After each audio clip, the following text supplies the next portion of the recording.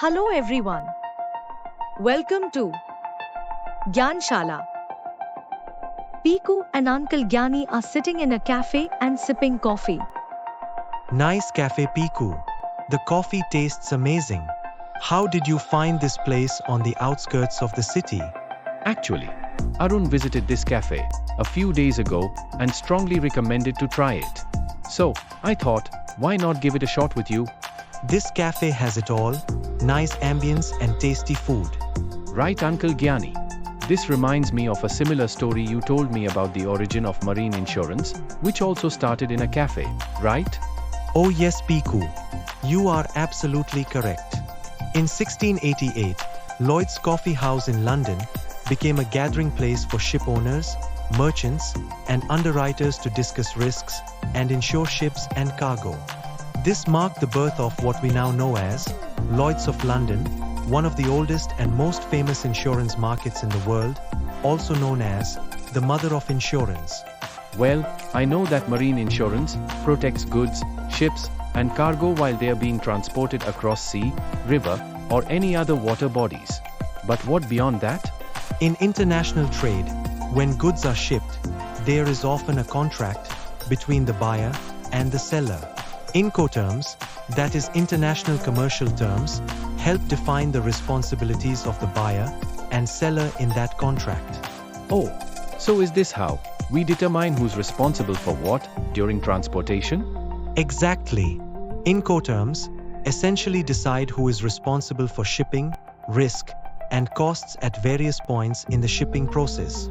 This includes when and where the responsibility of the goods changes hands between the seller and the buyer.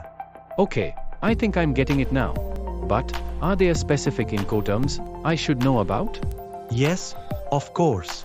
Let me break down the most common ones used in marine transport. FOB, free on board.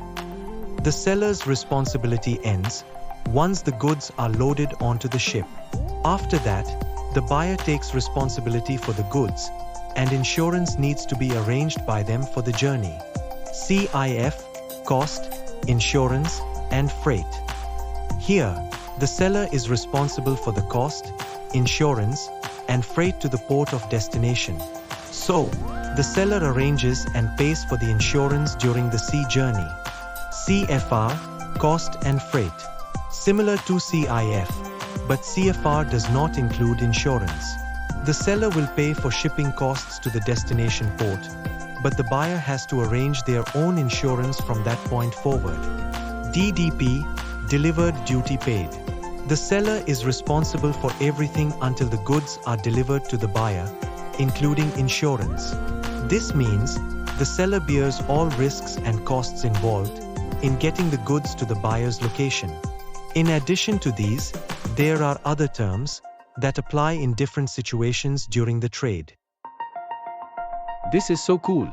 I thought marine insurance was just about protecting the goods. It's also about knowing who takes responsibility at each step. Thank you for explaining, Uncle Gyani. Anytime, Piku.